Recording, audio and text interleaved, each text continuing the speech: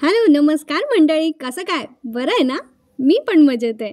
चला तुमच्यासाठी आज घेऊन आली आहे 27 फेब्रुवारीचा लक्ष्मीच्या पावलांनी ह्या मालिकेचा आजचा एपिसोड. तर आज काय झालं माहिती आहे का?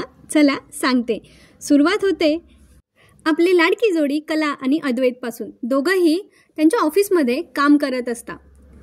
आता अद्वैतला एका मीटिंगसाठी जायचं आहे. त्यासाठी तो फोनवर बोलत असतो की लगेच सुरू करू. तेव्हा कला त्याला म्हणते की तुला जर या मीटिंगच्या प्रेझेंटेशनसाठी काही डिझाईन्स हवे असतील तर ह्या 3 डिझाईन्स रेडी आहेत. अद्वैत तिच्याकडून त्या डिझाईन्स घेतो आणि म्हणतो की काही लागलं तर मी तुला मेल करतो, येतो. आणि आता कला पुन्हा तिच्या कामात व्यस्त होते. बाहेर राहुल आणि रोहिणी दोघं उभे असतात.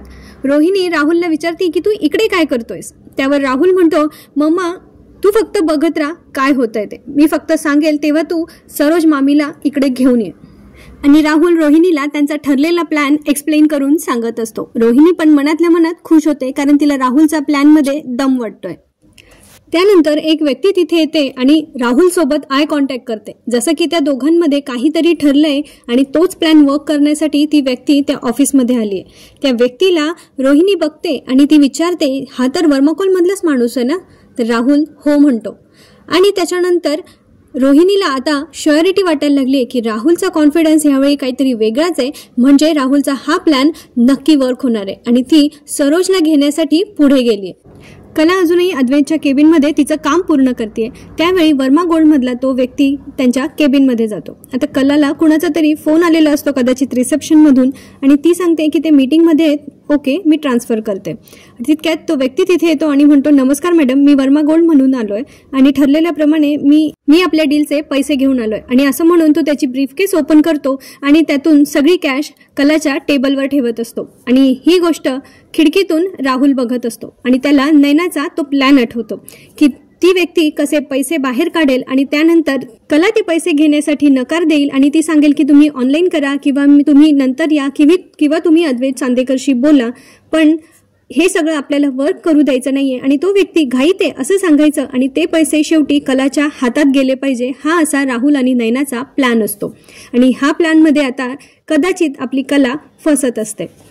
खरं तर इथे कलाला कळायला हवं होतं की इतके पैसे घेतल्यानंतर रिसीट वगैरे ह्या सगळ्या गोष्टी यायला पाहिजे होत्या, पण ती सिरियल आहे म्हणून त्यांनी कदाचित आपल्याला थोडंसं वेडं बनवलं इथे. आणि आता इथे कला म्हणते की पण अहो ह्या सगळ्या गोष्टी मी कसे एवढे पैसे घेऊ तुमच्याकडून? त्यावेळेला तो व्यक्ती म्हणतो की आपला बिझनेस हा विश्वासावर चालतो वगैरे, अशी त्याने थोडीशी थाप मारलेली आहे कलाला. आणि कलाही त्याच्या बोलण्याला फसते आणि ती नाही म्हणत असतानाही तो व्यक्ती तिच्या हातामध्ये ते पैसे देऊ करतो. आता बरोबर त्याच वेळेला रोहिणी सरोज मॅमला तिकडे घेऊन येते आणि त्या बघतात की त्या व्यक्तीने कलाच्या हातात पैसे दिलेले आहेत. आणि नंतर कलाला आता समजत नसतं की एवढे सगळे पैसे मी घेऊ कसे आणि मी ते ठेवू कुठे, पण तो व्यक्ती कलाकडे पैसे देऊन निघून गेलेला असतो. त्यानंतर कला ते पैसे सुरक्षित ठेवण्यासाठी तिच्या पर्समध्ये ठेवते आणि रोहिणी ही गोष्ट सरोजला उलटरित्या समजावून सांगत असते. ती सांगते की आजपर्यंत आपल्या इकडे अशा पद्धतीने कधी पैशांचे व्यवहार झालेत का, या कलाला कळत नाही का? आणि तिने डायरेक्टली पैसे आपल्याकडे कोणी खिशात किंवा पर्समध्ये असे कधी ठेवलेत का? तिने असे पर्समध्ये पैसे कसे ठेवावे डिरेक्टली? हे सगळं बोलून ती सरोजच्या मनात कलाविषयी राग निर्माण करत असते. आणि ती सांगत असते की आता ही मुलगी पैशांचे व्यवहारही आता स्वतःच्या हातात गुंडाळणार आहे का? ही आता इथे ऑफिसमध्ये आल्यानंतर असंच वागणार आहे का? असं बोलून सरोजच्या मनात तिच्याबद्दल विष कालवत असते. त्यानंतर सरोज तिला डायरेक्टली जाऊन जाब विचारणार असते, पण रोहिणी हे असं करण्यापासून तिला अडवते आणि म्हणते की तू प्रत्येक वेळी असा आगाऊपणाने किंवा याच्याने निर्णय घेते घाईघाईत आणि मग नंतर तोंडावर पडते. यावर सरोज तिच्यावर चिडते आणि म्हणते काहीही काय बोलतेस? त्यावर रोहिणी म्हणते की तू जर आत्ताच तिला सांगितलंस तर ती सावध होईल. आता जर तू तिला सांगायला गेली तर तिला सोपं होईल ना की अद्वैत ऑफिसमध्ये नव्हता म्हणून तिने पैसे घेतले आणि ती शिताफीने यातून बाहेर पडेल. त्यापेक्षा ह्यावेळी आपण बोलायचं कमी आणि कृती जास्त करू. अद्वैतला स्वतःहून कळू दे. आता ते वर्मा गोल्डवाले हिने पैसे घेतले म्हटल्यावर अद्वैतला फोन करतीलच ना, ते विचारतीलच काम सुरू झालंय की नाही. तर आता अद्वैतला स्वतःहून कळू दे की हिने परस्पर पैसे घेतलेत म्हणून. आणि त्याला पण कळू देत की ऑफिसमध्ये सुद्धा त्याच्या डोक्यावर नाचायचा प्रयत्न करते ते. सरोजला पण तिचं बोललेलं पटायला लागतं आणि सरोज तिला म्हणते बरोबर बोलतेस तू. आता रोहिणी तिच्याकडून जाऊन बाजूला जाते आणि राहुलला भेटते आणि राहुलला सांगते वेल डन राहुल, या वेळेला मला तुझा प्लॅन वर्क होताना दिसतोय. राहुलला आनंद होतो की त्याची आई त्याच्यावर खुश येते. आता तो म्हणतो रोहिणीला की मम्मा ही तर फक्त सुरुवात आहे, माझ्या डोक्यात अजून एक प्लॅन आणि तो मी तुला वेळ आल्यावर सांगेल नंतर. आता इथे यांचा सीन संपतो. पुढे सोहम बाजारात निघालाय आणि त्याला रस्त्यात काजल भेटते. काजल त्याला आवाज देते सोहम म्हणून, पण सोहम त्याच्याच विचारात इतका मग्न आहे की त्याला काजलने दिलेला आवाज ऐकायला सुद्धा नाही आला. आता त्याला आठवतंय की काजलने त्याला कसं फक्त आपण फ्रेंड्स बनून राहूया असं म्हणून सांगितलंय आणि तो तिच्या घरी गेल्यानंतर तिने त्याला हातात पाणी पण नाही दिलंय. हे सगळे दृश्य सोहम मनात आठवत असतो आणि तितक्यात एक आजीबाबा त्याच्या गाडीच्या समोर येतात. पण तितक्यात एक मुलगी येऊन त्या आजीबाबांना गाडीच्या समोरून बाजूला नेते आणि त्यावेळी तिला थोडं लागतं पण आजूबाजूची लोक एकत्र येतात. सोहम पुढे जाऊन गाडी थांबवतो आणि मागे येऊन त्या आजीबाबांची विचारपूस करतो. तेव्हा एक व्यक्ती त्याला म्हणतो की तुला दिसत नाही का, सांभाळून गाडी चालवता येत नाही का? त्यावेळेला ती मुलगी सोहमची बाजू घेते आणि म्हणते अहो त्यांची काही चूक नाहीये, हे आजीबाबा मध्ये आले. आणि नंतर सोहमच्या लक्षात येतं त्या मुलीला पाहिल्यानंतर की ती दुसरी कोणी नसून त्याची मैत्रीण अनामिका आहे आणि अनामिकाही त्याला ओळखते. त्यानंतर ते आजीबाबा म्हणतात की आजकालची मुलं असं गाडी ठोकल्यानंतर पुढे निघून जातात, पण तू तसं नाहीये, तू मागे वळून आलास आणि तू आमची विचारपूस केलीस. ते अनामिका त्या दोघांनाही प्यायला पाणी देते आणि नंतर त्यांचं सामान वगैरे उचलून देतात. नंतर जमलेली सगळी लोक आजूबाजू होतात. त्यानंतर अनामिका त्या आजीबाबांना रस्ता क्रॉस करायला मदत करते. आता इकडे दुसऱ्या सीनमध्ये आपल्याला दिसतंय की कला कॉफी मशीन समोर उभी असते आणि तिथे रोहिणी येते आणि कलाला सांगते हे काय तू अजून घरी नाही गेलीस, आपण सगळे इथे आहोत आणि तुला आबांचं पण बघायचं असतं ना, त्यांचं खाणं पिणं औषधं वगैरे, आणि रजनी पण एकटीच असेल ना, सगळं तिच्या एकटीवर पडलं असेल, इथे आम्ही सगळे आहोत तर तू जाऊ शकतेस घरी.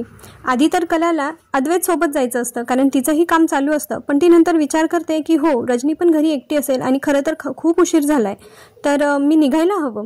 तर रजनी म्हणते अगं काय विचार करते? तेव्हा कला म्हणते हो उशीर तर झाला आहे खरं तर, मी थोड्या वेळाने लगेच निघते.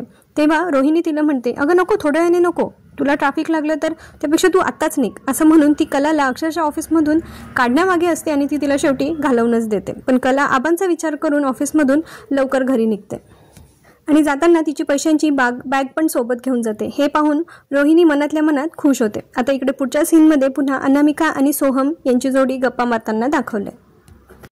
अनामिका सोहमला सांगते की मी जिथे राहते तिथे एक आजी आजोबा आहेत, तर त्यांची मदत करायला मला असंच आवडतं आणि म्हणून मी नेहमी करत असते त्यांची मदत. त्यानंतर ती त्याला बोलता बोलता सोहू म्हणून आवाज देते. तर ते आश्चर्य वाटतं आणि तो म्हणतो तू मला सोहू कधीपासून म्हणायला लागलीस? तेव्हा ती म्हणते की आठवायचा प्रयत्न कर, घरी गेल्यानंतर आठवेल तुला. आणि मग ते दोघं एकमेकांना बाय करून तिथून निघतात. आता काजल इकडे घरी आली आहे आणि ती जरा चिंतेत दिसते.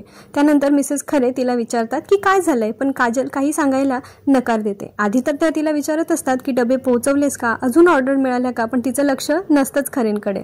तेव्हा मिसेस खरे तिला पुन्हा विचारण्याचा प्रयत्न करता पण ती काही सांगत नाही आणि तिथून ती न बोलताच निघून जाते. तेव्हा मिसेस खरेंच्या लक्षात येतं की कदाचित ती अजूनही सोहमचा विचार करते आणि तेव्हा ती विचार करते की तिचे पप्पा घरी आले की त्यांच्याशी आता काजलच्या लग्नाबद्दल बोलायला हवं. आता त्यांना इथे त्यांच्या तिसऱ्या मुलीची काळजी वाटते.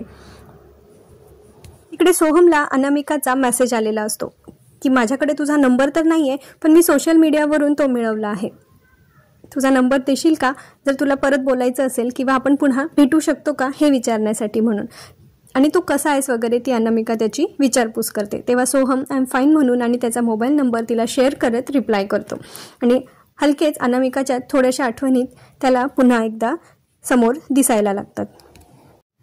आता इकडे ऑफिसमध्ये राहुल त्याच्या मनातल्या मनात विचार करतोय की त्याचा नेम बरोबर कसा लागला येतो आणि त्याचा प्लॅन कसा वर्क होतोय तो. तितक्यात त्याला अद्वैत बाजूने पास होताना दिसतो, जो वर्मा गोल्ड्सच्या माणसांसोबत बोलत असतो आणि सांगत असतो की तुम्ही न सांगता काम कसं काय सुरू केलं, मला ॲडव्हान्स पेमेंट मिळालेलं नाही आहे. आणि इथे आता राहुलला कन्फर्म झालं आहे की त्याचा प्लॅन वर्क झाला आहे आणि त्या लोकांनी काम सुरू केलं आहे हे अद्वैतला कळलं आहे. आता अद्वैत जरा वैतागलेला असतो, तो त्याच्या केबिनमध्ये येतो. तेव्हा त्याची सेक्रेटरी प्रीती पण तिथे येते. अद्वैत अजूनही फोनवर बोलत असतो की अजून काही फायनल झालेलं नाही आहे, तुम्ही काम कसं काय सुरू केलं आणि तुम्ही म्हणतायत की तुम्ही मला ॲडव्हान्स पेमेंट दिलं आहे. तेव्हा तो प्रीतीला होल्ड करून विचारतो की प्रीती आपले डिझाईन्स फायनल झालेत का? तेव्हा ती सांगते की अजून काही फायनल नाही आहे. त्यावेळेला अद्वैत म्हणतो की अजून डिझाईन्सची मीटिंग व्हायची आहे, तर तुम्ही कसं म्हणताय की तुम्ही मला ॲडव्हान्स पेमेंट दिलं आहे ते. आणि इथेच आजचा भाग संपतो. आता पुढच्या भागामध्ये आपल्याला दाखवणार आहेत की कळतं आहे आता अद्वैतला की कलाने ते पैसे घेतले. त्यानंतर घरी जाऊन अद्वैत आता कलावर ओरडतो की तू ते पैसे कसे घेतलेस. तेव्हा कला त्याला सांगते की हो मी ते पैसे घेतले आणि मी तुला सांगणारच होते. तेव्हा तो तिच्यावर परत ओरडतो की कधी, आणि इथेच पुढील भागातला प्रोमो पण संपतो. तर भेटूया पुढच्या भागात. आजचा एपिसोड कसा वाटला? बहुतेक आता अनामिका, सोहम आणि काजलचा लव्ह ट्रँगल दाखवतात की काय अशी मला शंका आहे. तुम्हाला यावर काय वाटतं कमेंट बॉक्समध्ये. व भेटूया पुढच्या भागात. तोपर्यंत आपली आणि आपल्या प्रियजनांची काळजी घ्या आणि चॅनलला सबस्क्राईब केल्याशिवाय जाऊ नका. धन्यवाद.